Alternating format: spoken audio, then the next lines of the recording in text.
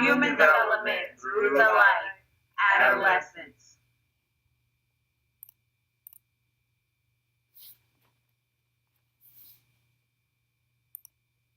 Camara Bazemore, Alba Gutierrez, Wendy Hall, and Antoine Terrell.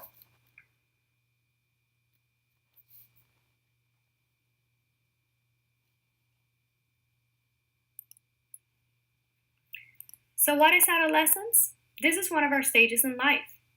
Adolescents go through many physical, cognitive, personal, and emotional changes. During these years, adolescents face obstacles such as peer pressure, stress, exposure to alcohol and sometimes illegal substances, and finding their sexual identity and sexuality. So you're probably wondering, how long does this life stage last?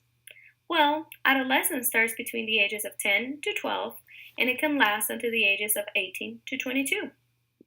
A teenager's brain can continue to develop into the age of 26. Environment, as well as culture, can significantly affect the onset and duration of adolescence. Some of the physical characteristics are physical growth and changes, of course, into sexual maturity and adult development, include puberty and hormonal changes. Thinking becomes more abstract. Reason and logic are used, and a more mature identity is formed. Personal strengths and weaknesses are recognized, and emotions are voiced. So now, let's explore the behavior and learning and the cognitive development theories and how these apply to the life stages of adolescence. Let's dive in.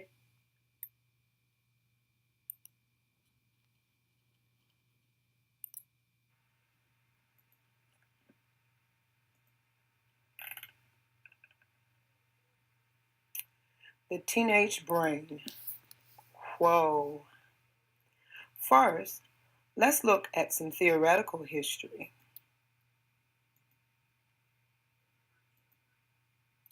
Jean Piaget's theory of cognitive development asserts that people develop cognitive skills in fixed and universal stages that are qualitatively different from each other.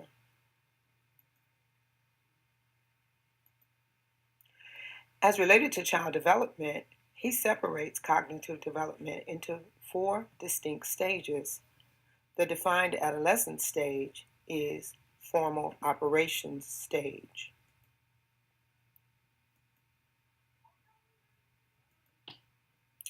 Lev Vygotsky references the socio-cultural aspect of development, which can be identified in the adolescent's cognitive adjustment to communicative processes, in building relationships and adjusting to the environment in which they live.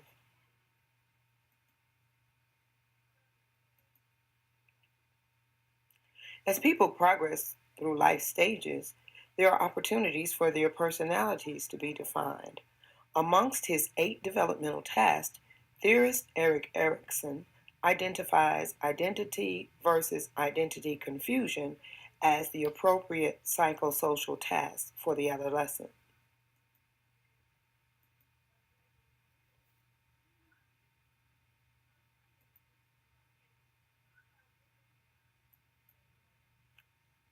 Key terms identified during adolescence.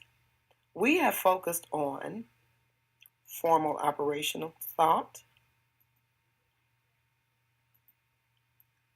the use of abstract and flexible thinking, also called hypothetical deductive reasoning. Formal operational thought is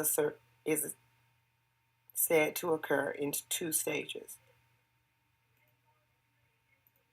First, we have accommodation. This is a time when teen adjusts to cognitive changes that have occurred.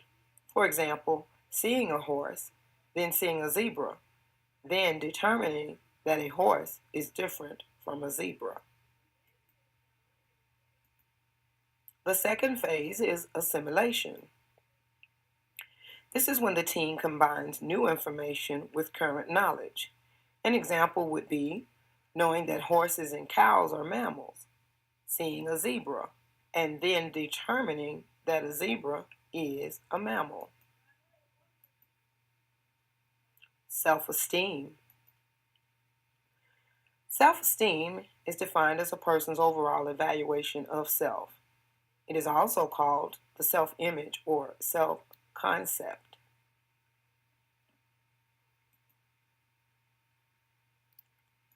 Our last key term is psychological moratorium. The psychological moratorium is what Erickson calls the gap between childhood security and adult autonomy.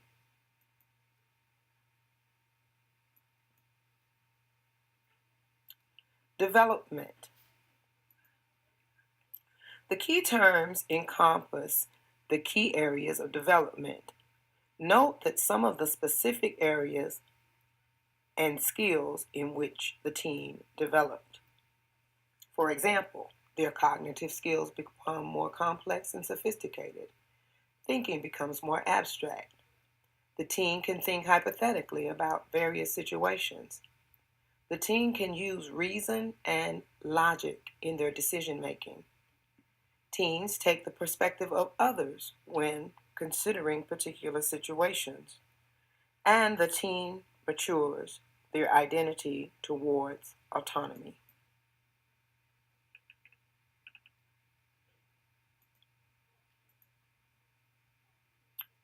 The theory domains.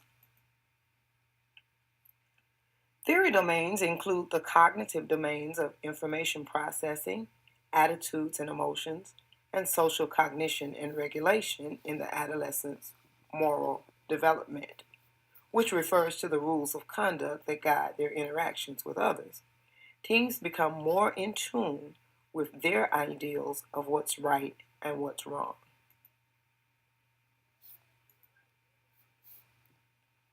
Applications of the adolescent's cognitive development. When assisting teens and their families adjust to cognitive development of these years, social workers can encourage progressive independence, allow the adolescents to gain or obtain more responsibility slowly. Additionally, we can assist and encourage the teen during some of the difficult periods that may diminish their self-esteem, such as puberty, peer pressure, and failures. During the moral development stage, social workers can help the adolescents understand the benefits of appropriate behaviors and choose positive reactions for moral conflicts.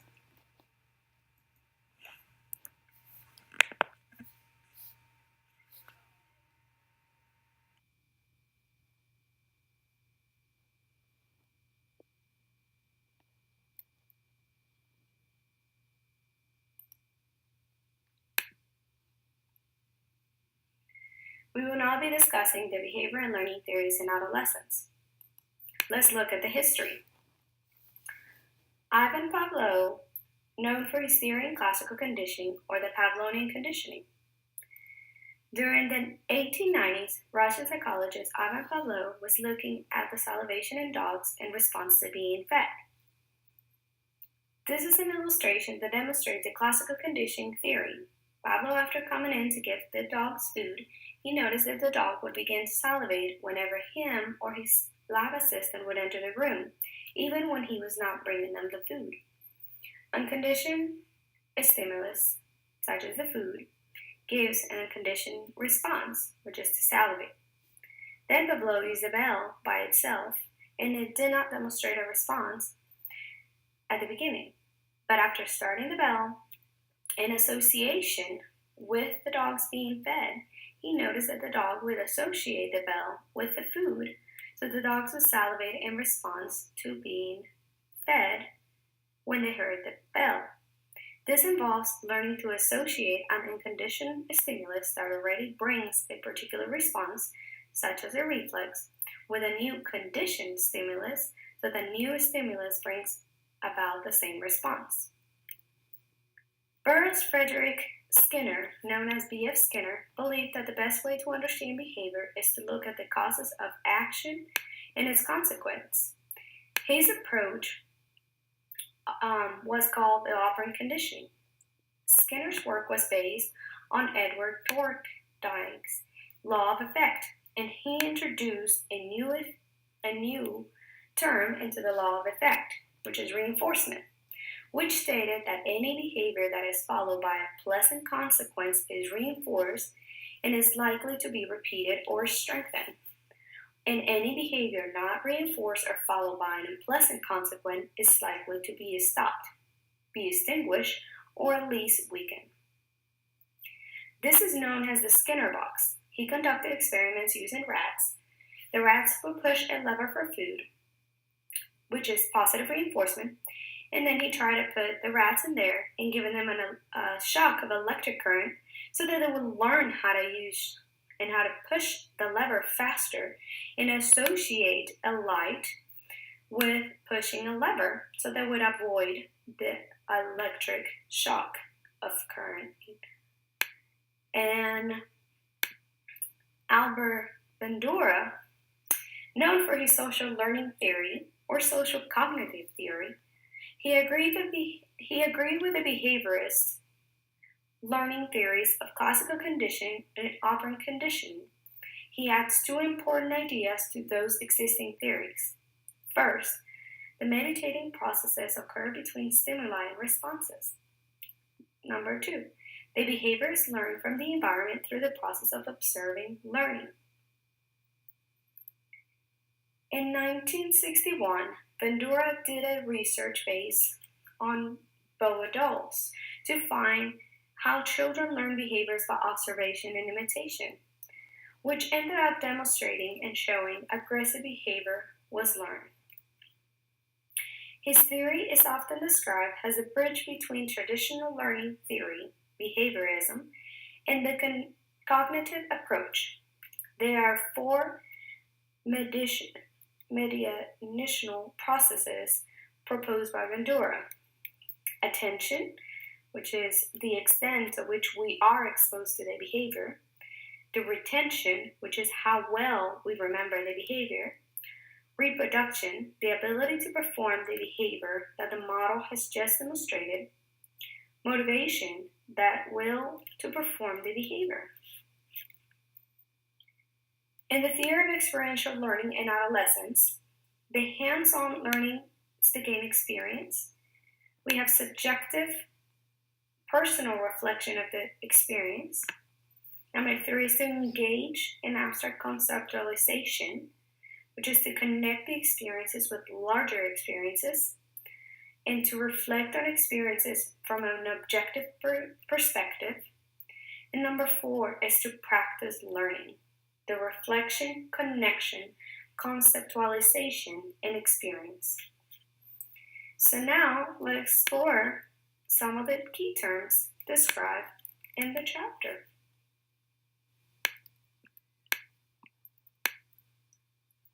Some of the key terms that we have actually explored in the behavior theories, starting with the classical conditioning, is the unconditioned stimulus, which is something that occurs naturally that elicits a response, such as the food.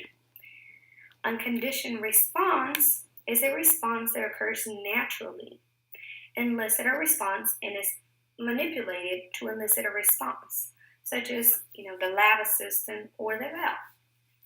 The conditioned response is a response that is learned, which is associated with the bell and associating the bell with the food. And the operant conditioning, which is our next part, would be the reinforcement, and using reinforcements as the consequence that occurs immediate after a behavior that increases the strength of that behavior. A positive reinforcement is adding something positive to strengthen a behavior. A negative reinforcement is taking away something negative to strengthen a behavior. And the punishment, it's weakening or reducing the frequency of a behavior by adding something negative or removing something positive. The other part of the social learning theory, we have modeling, which is the behaviors that are learned by watching others do things and then imitating those behaviors. Self-efficacy, which is the people's expectation that they can perform a task successfully. Let's look now at the development. The classical conditioning focuses on how individuals respond to stimuli in their environment. According to this theory, adolescents associate an emotion to a certain stimuli through conditioning. An adolescent may associate school with fear because they have been bullied at school.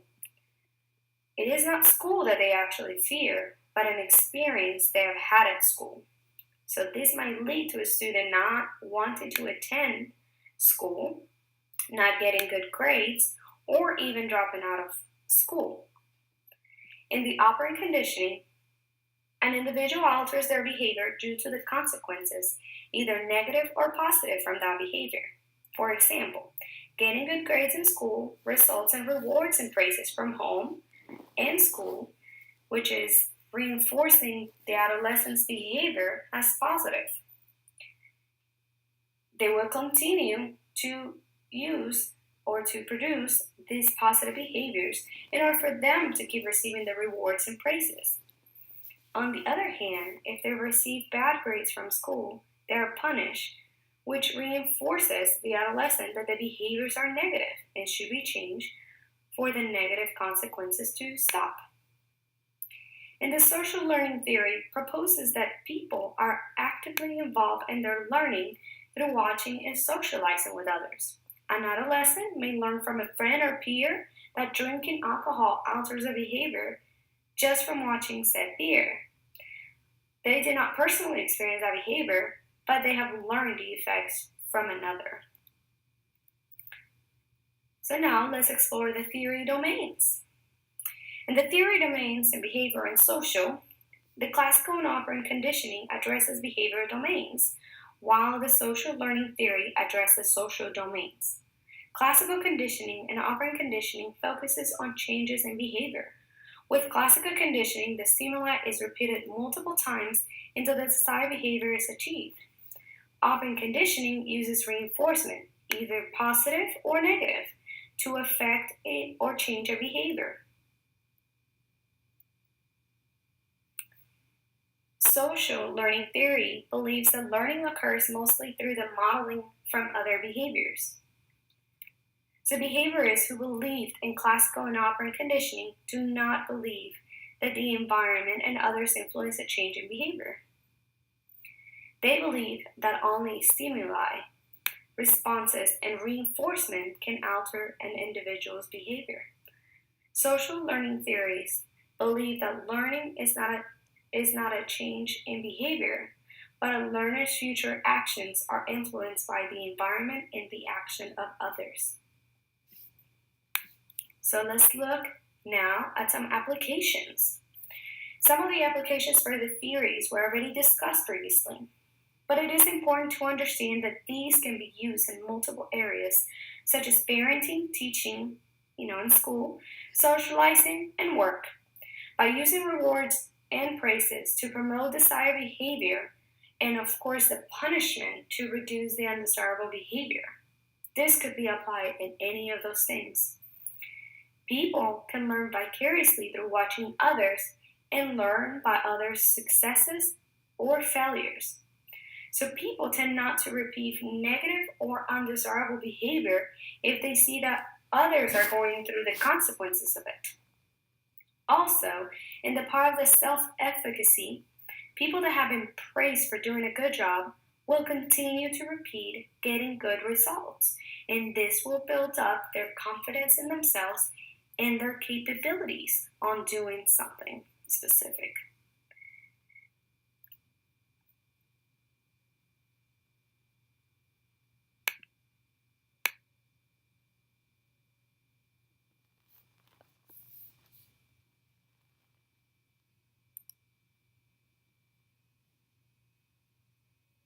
These are some of our references.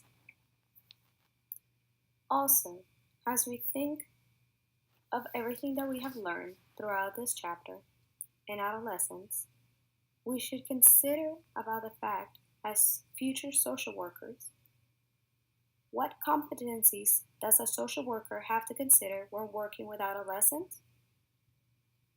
And what about how does a knowledge about adolescent development inform the support systems and structures that are in place in the classroom, school, juvenile, and even foster systems.